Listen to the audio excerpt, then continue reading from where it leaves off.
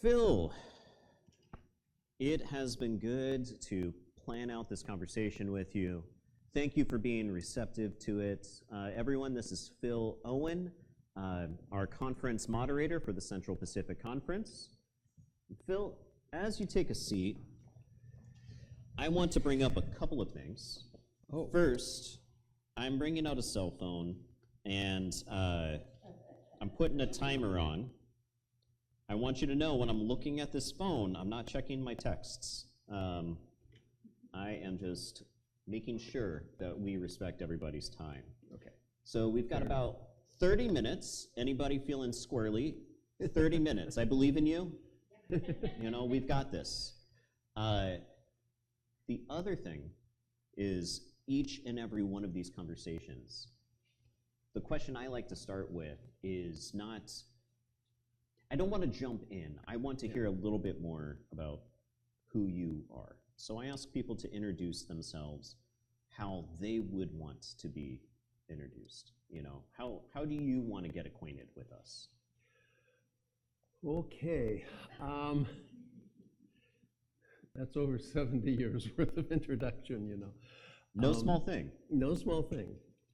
Well, as I said, I was born and raised in the UCC in Nebraska and left the church for a while because that's what people my age did at that time.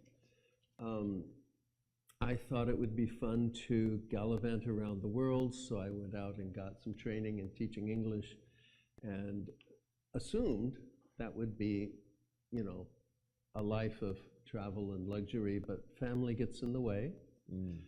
And I ended up in Omaha. Not the exciting part, but the boring part of Omaha? Omaha is not a bad town, Okay. but I mean, that's not as exciting as Bangkok.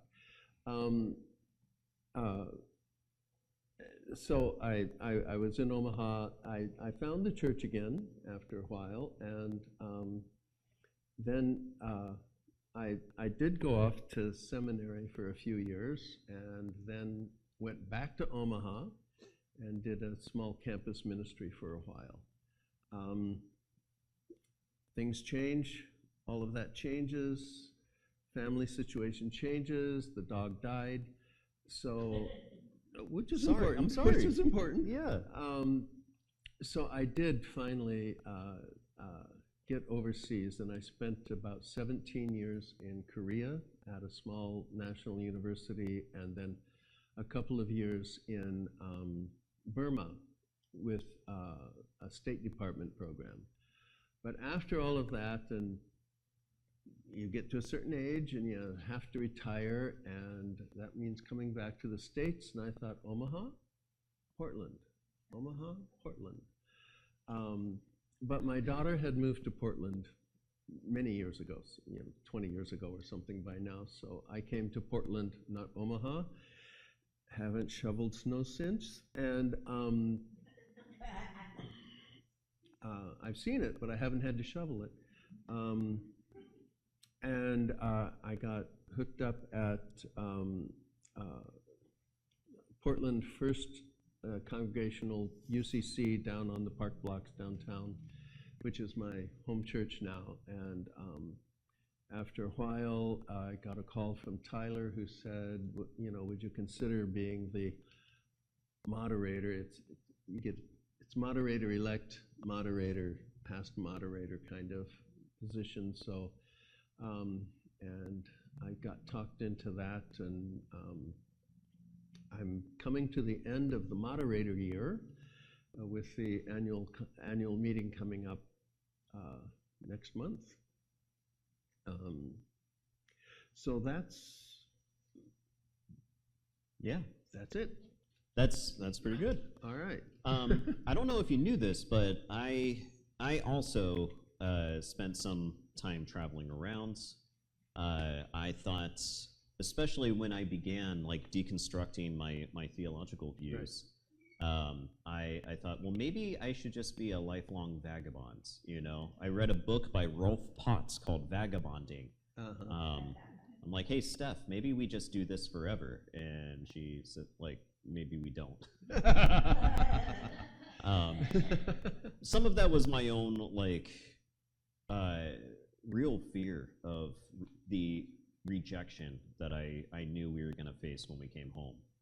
You know, like, oh, I don't believe in hell anymore. Probably going to lose our friends and family, you know. But I also taught English in Japan for a school year, over in Osaka. So we were talking a little bit at the beginning of the service of like the jargon that we use, and I want to start with your title.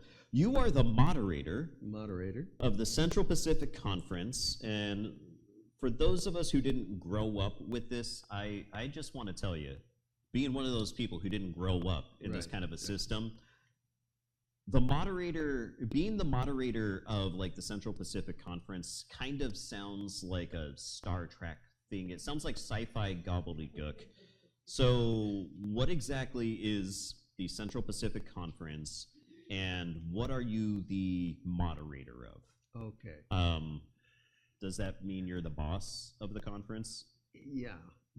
Are you the person who's like controlling the speed of it? That's what a moderator in a car does, right? I don't know. Some of you are like, I have no idea, Giuseppe. Yeah. Or you're like, Giuseppe, you have no idea. Yeah. All right. The Central Pacific Conference is 40 congregations in Oregon.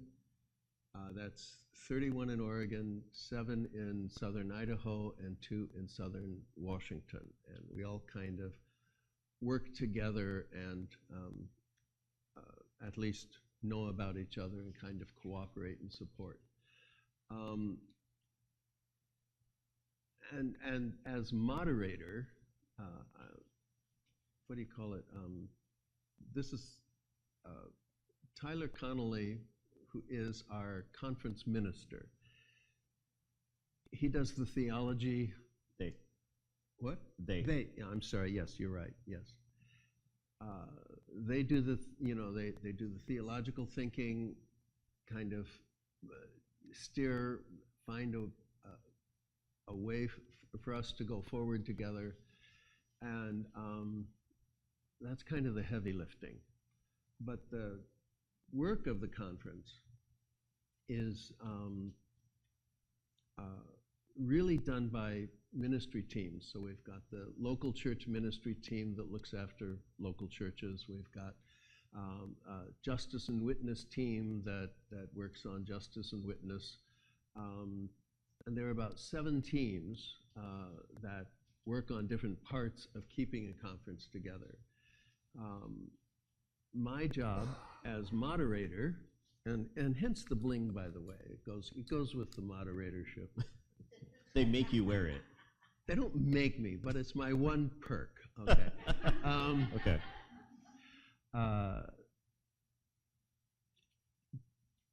We have, it is a 501c3. Legally, it's a 501c3, as this congregation is. So we have to have, a board of directors, and we have to have regular meetings. So it's up to me to, call the meetings and get the reports in from the different groups to see that it's all working well. And as long as it's all smooth, I actually just kind of stand back and watch it go, except when we're actually in a meeting. And that's how it's been so far, knock on wood. No big uproars or upheavals that we have to worry about right now. So you're a moderator in the sense that you're moderating the work being done. Yeah. You're moderating the meetings. Right. You're not a boss in that sense. Not a boss. Okay. But you are Tyler's boss, right? What's that? You're Tyler's boss, right? Tyler's boss. Actually, that whole idea of who's a boss and who's not a boss, it just doesn't work for much of the UCC. Collaboration and connection and covenant. We work together with kind of understanding and covenanting together to do the work of the church, to spread the love of God through wherever we are. And so it's not a matter of, somebody being a boss. Technically, Tyler was called by the conference, and Tyler is responsible to the board of directors to, make sure everybody knows what's going on, and ask them for help and coordination. So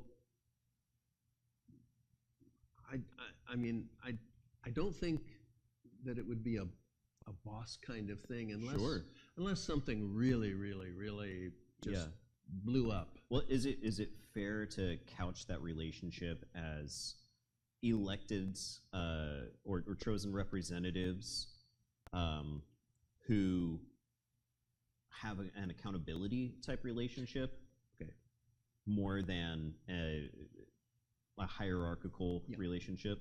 Yeah, the covenantal relationship and mutual accountability is the model we would really want to go on. Yeah, that's pretty different than a lot of other groups. Very different, yeah. I should get back. As I said, I spent 18 years abroad, so I'm much more comfortable as a teacher than a preacher, so stats. Oh. Yeah. Everybody's favorite part of the classroom. Everybody's favorite part. You can get your pencils out now. As I said, we have 40 congregations in the Central Pacific Conference, and then there are about 30 conferences in the United States. I don't know the exact number. 31 in Oregon, 7 in Idaho, and 2 in Washington. We also have 2 camps, and that's a very important part of what we do. There's the Camp Adams in Malala, and then there's a camp in southern Idaho, Pilgrim Cove. And that is something that the Central Pacific Conference is responsible for. Yes, we are responsible for that. There is a ministry team that does the outdoor ministry in Camp Adams. And for so many people, that summer camping experience, especially as children, has become very fundamental. Yeah. Who here's been to Camp Adams? Raise your hand. Anybody been? Yeah. A few? Okay. All right.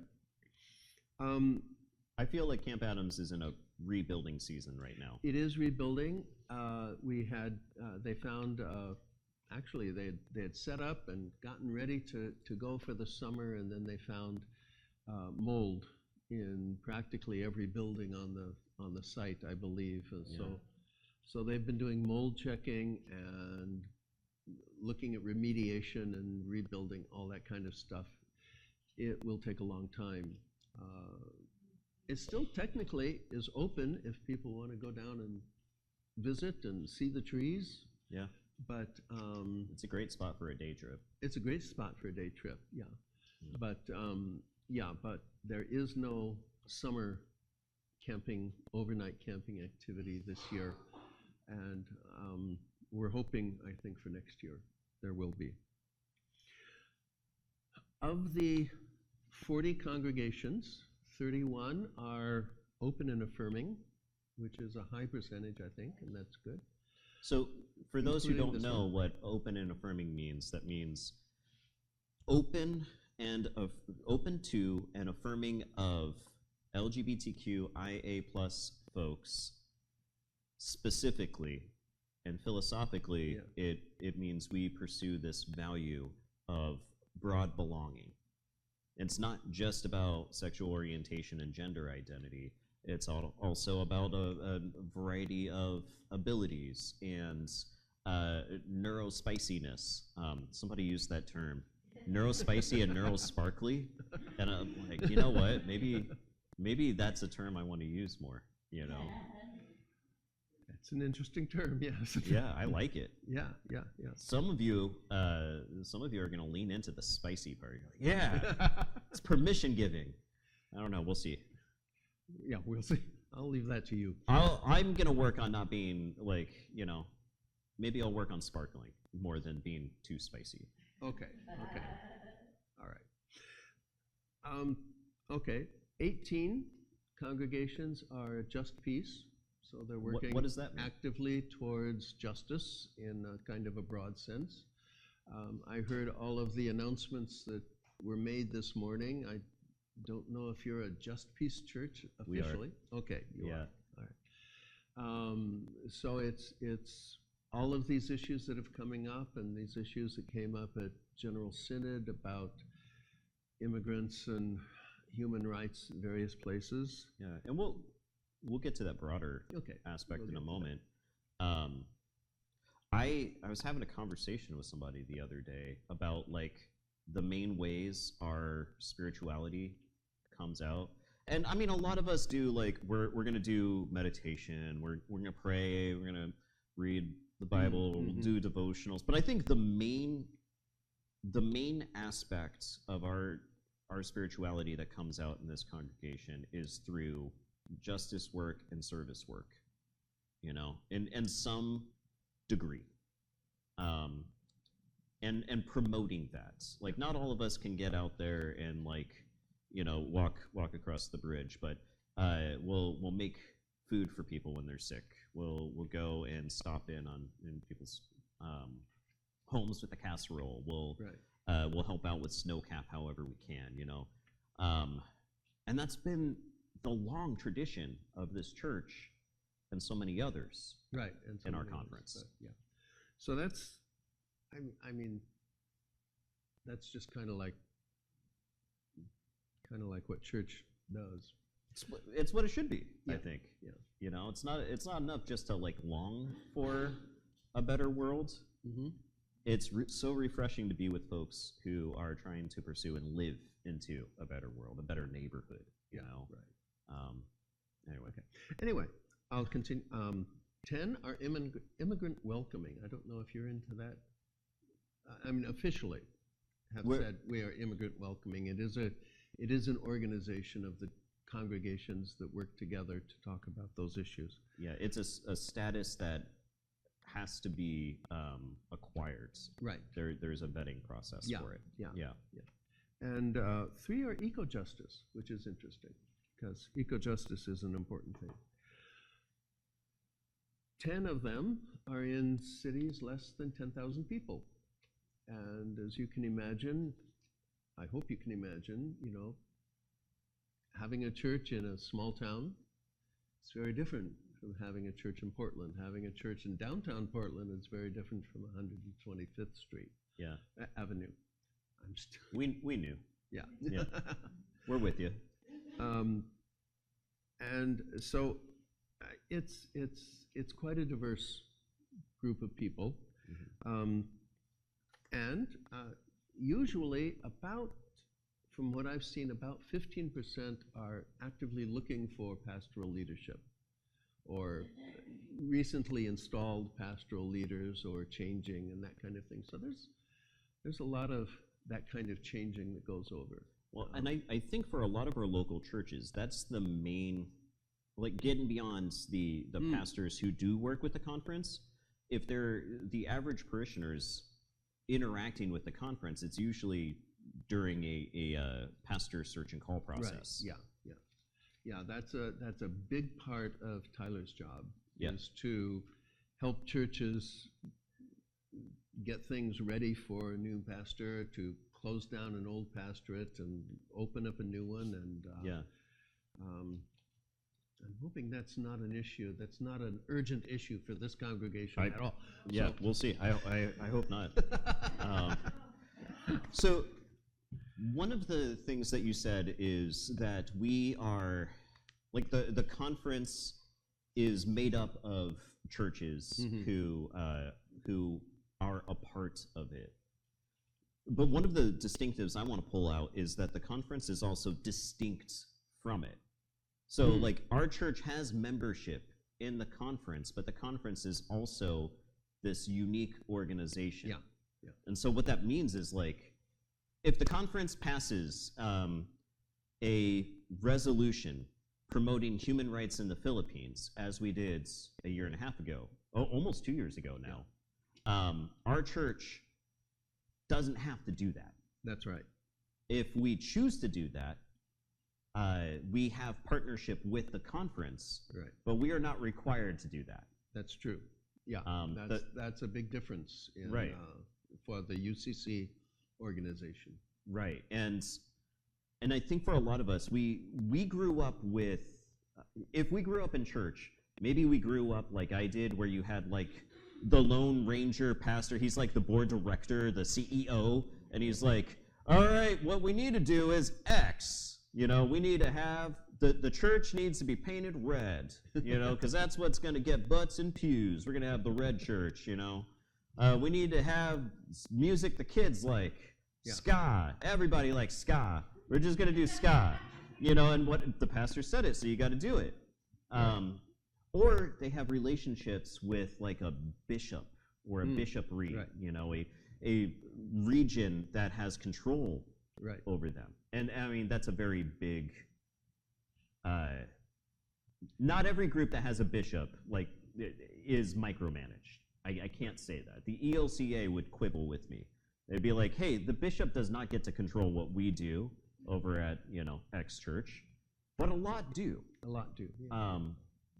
And the conference doesn't operate that way. That's true. It's in partnership. Right. It's in partnership. And the conference does not own this building. Yeah. Does the conference own any building? Maybe the camps, right? The camps. Yeah. I think just the camps. As opposed to a lot of denominations where the denomination owns the local church and right. therefore has more control over it. So. Yeah. And the same is true nationally. The National United Church. The National United Church. We passed the resolutions at the General Synod, and they went up from the bottom, most of them, and then the whole church at the General Synod said, yes, we like this idea, or a couple of times said, no, we don't like that idea. But again, how each individual congregation responds is up to that congregation. But the national church now has direction to speak for the whole church. Yeah. It's because we, as the synod, gave that permission to the general minister and president and to the people in the offices in Washington to go out and say, this is our stance on immigration and rights in the Philippines and Gaza and a bunch of other things. So, yeah. Well, and I think that's an important distinctive too, because what that means is like the general minister and president can't do what I was describing with right. the church with the ska band. She's fantastic, but if she was to say tomorrow, you must all comply with giving an extra 5% to the United Church of Christ, national funds, we'd say, well, I mean, it's nice of you to think that, but we're not going to do that. It's just not going to happen. Yeah. The way that choices end up being made, they come to the conference from individual churches and members. They go through a voting process there as well. We have representatives who come to the general meeting and say, we want this to go through, we want this to reach the UCC level, or we just want it here for our group. For example, a few years ago, a resolution came forward that we as a conference want to get better about how we talk about mental health. And that is a growing edge for us, and that's wonderful. So we have greater access to something called WISE. And that didn't necessarily reach the national floor. That was, when it reached the national floor, it was through a different group. But this last General Synod, so last month, a resolution came from our conference from the work of people here in Central Pacific Conference to the national floor, and it was around promoting human rights in the Philippines. So this was an interesting thing. That same Sunday that like Maria and iChirp were here, Ash were here, speaking to the church about this international work for human rights, we were also deciding whether or not we as a United Church of Christ want to move forward in promoting that at the national level too. Yeah. Which, real exciting. It was the first unanimous vote, which is fantastic. All right, so one of the things that I want to, like you talked about how churches in our conference are similar to us in like a numerical way. You're like 39 are this, and 10 are over here, and all that. I don't remember the numbers. That was my teacher mode. Yeah, you just clicked right into it. He didn't remember anything, so. Yeah. But I'm following up. Those are some distinctives that you brought up. You know, 1/4 of the churches here in our conference are rural. And we don't necessarily think about that being in, here in the numbers over in Portland. Right. But, they're trying to promote very similar intersecting work that we are also trying to promote, just in a different setting. Yeah. And I'm wondering, what is it that unifies these churches? I mean, we're the United Church of Christ. We're kind of known for being a church not of like sheep. We're not even a church of like dogs, that follow directions. We're a church of cats, Yeah. 18 feral cats, or 30 feral cats. We are the church of the feral cats. Yes. So what brings us together? Like, what brings us together? As a conference, generally, the UCC has a reputation for being progressive and forward-thinking, and justice-oriented, and that's correct. What we did at Central Pacific Conference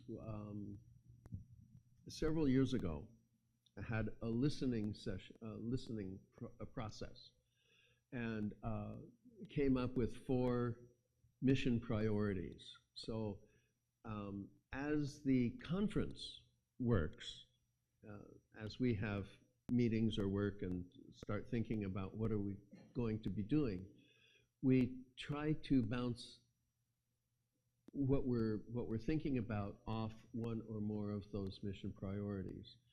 And I always have to write them down. One is to nurture spiritual growth.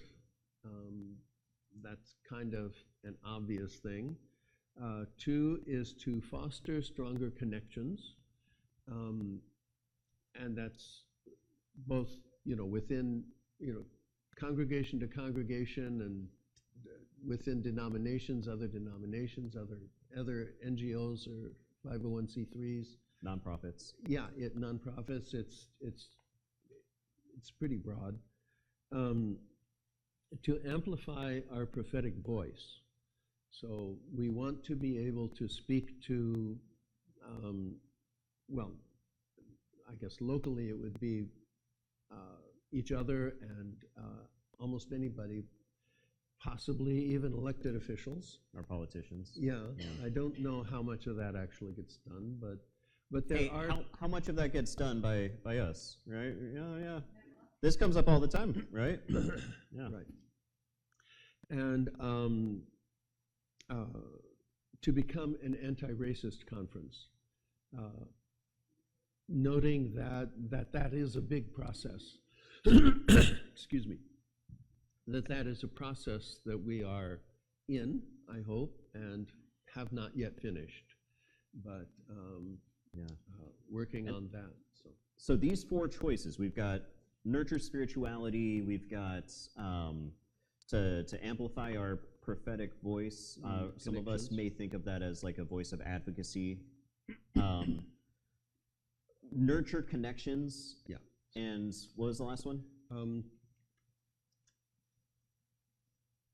Anti-racist. And to become an anti-racist. Become an anti-racist conference. Yeah. And when I think about these priorities, I don't know if we'll reach a place of like complete arrival at them.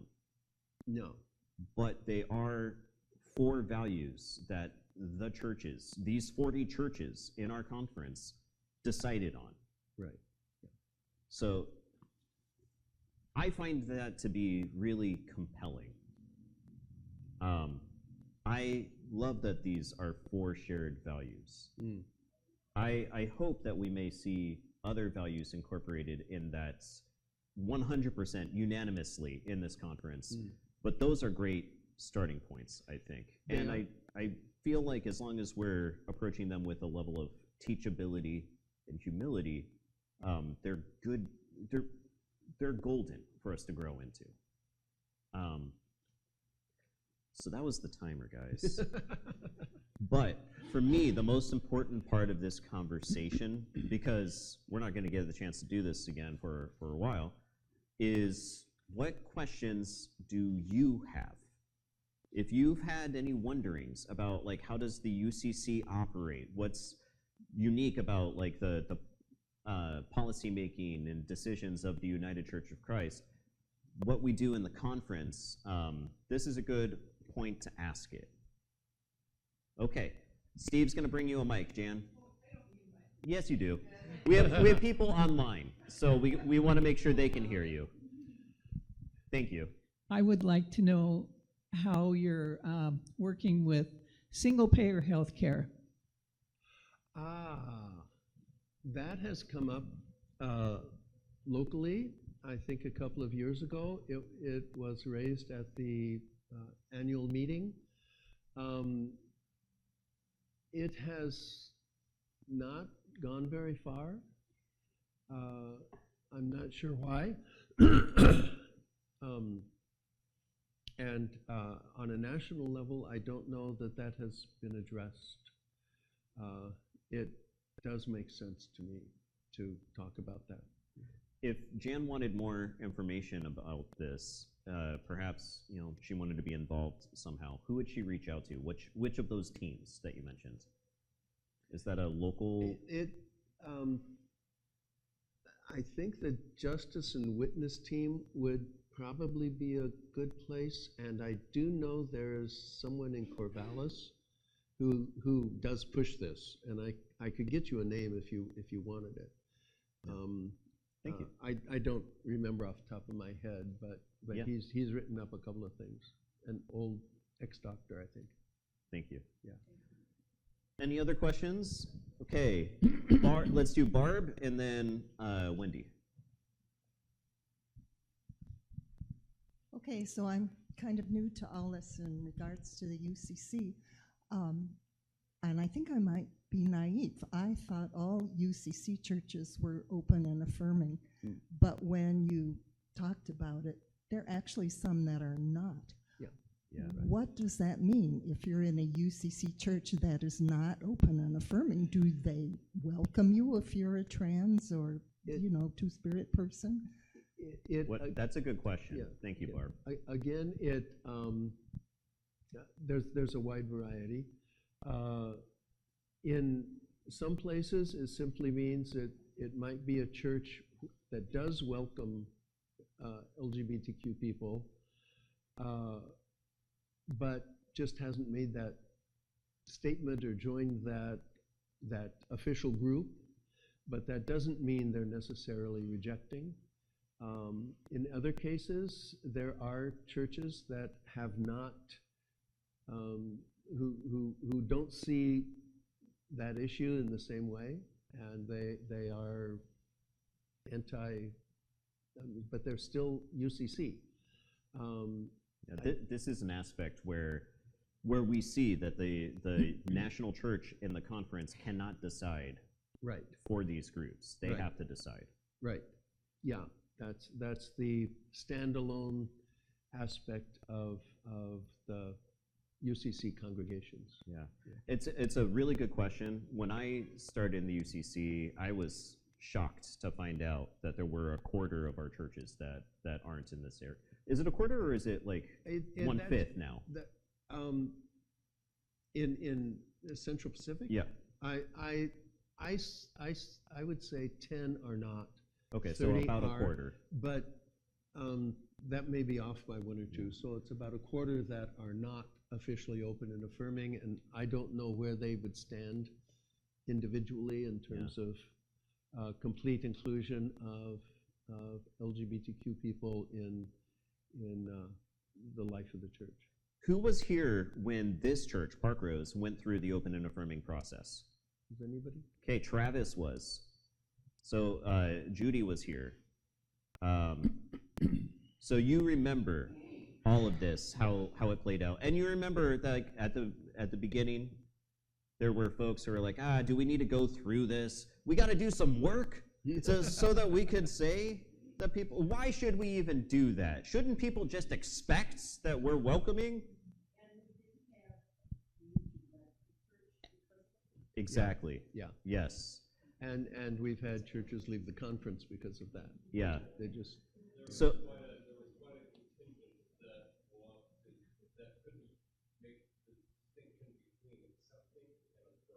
Right. Yeah. Right. Oh, we tolerate that, Yeah. which is very different than like that is not only valid, but it's valuable. Yeah, exactly. It's also very different from like, oh, we can have a gay parishioner, but we can't have a gay preacher or pastor. Right. If you have a tier on like who's accepted, then you're not really affirming. Right. Okay. Any other questions? Yeah, Wendy. I'm so sorry. Yes. First, I want to know, how did you guys get Zhu Fei Yang to play at the UCC Northwest? She's like the Segovia of China. She is one of the finest guitarists on the planet, and she's playing August 30th at the UCC in Northwest. Yeah. An amazing guitarist. Okay. So I wanted to know who booked that, but then my actual question was, I noticed at Pride, like when my granddaughter was baptized at St. Aidan's Episcopal a few weeks ago, their pastor is a gay woman. So at Pride, I noticed it was the Lutherans, the Episcopalians, and us marching, right? How do we reach across to these more conservative people? Because I brought a guy here to this church who just had nothing else to do and had to listen to him hem and haw about what a bunch of sinners we are half an hour later. After half an hour after I left, the guy gave me this whole lecture on, and I was sort of like, well, I've seen the documentary 1946, so I know where your bigotry comes from. I know the roots of it all, which is just a mere misunderstanding of the language. But how do we reach across?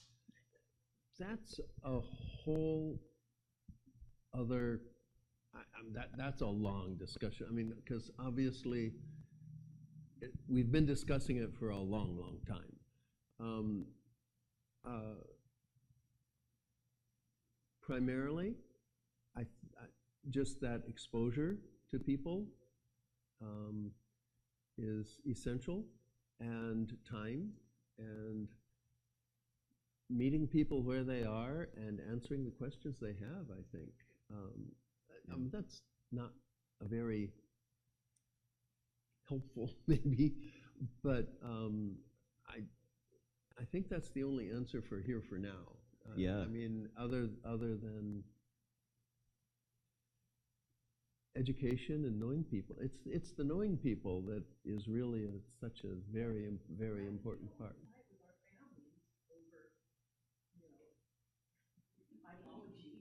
Yeah. It's like, it's hard to meet people halfway when there's this huge river of disagreement between people. Yeah.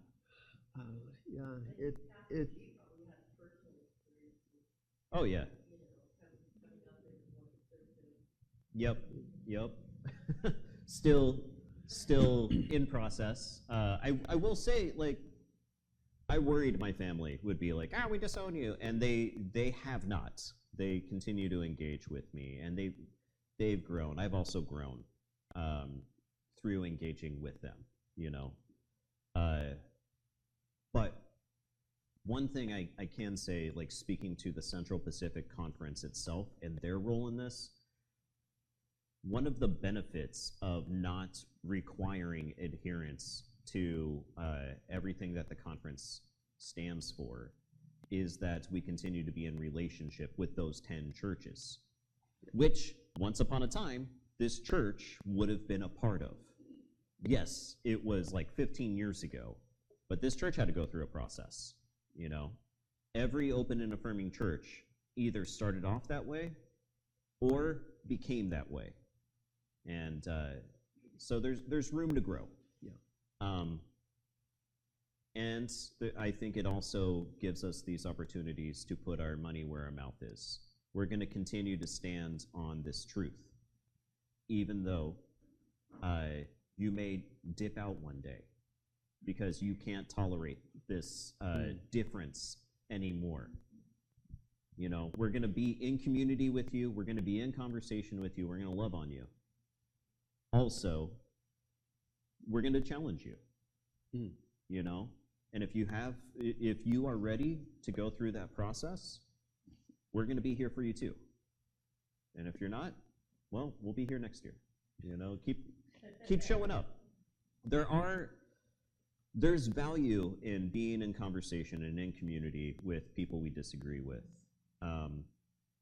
But that also requires us to be people of integrity and call out wrong when we see it. Just, can we be loving and also call out wrongdoing, you know?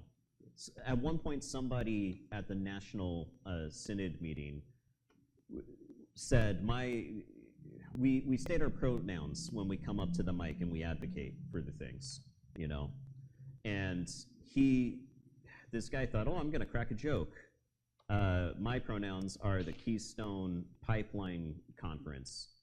And there was just this collective groaning around the room, and then people are blowing up our Discord going like, hey, is somebody gonna like talk to this guy? Is somebody gonna say something? Like, that's really hurtful for some of us here.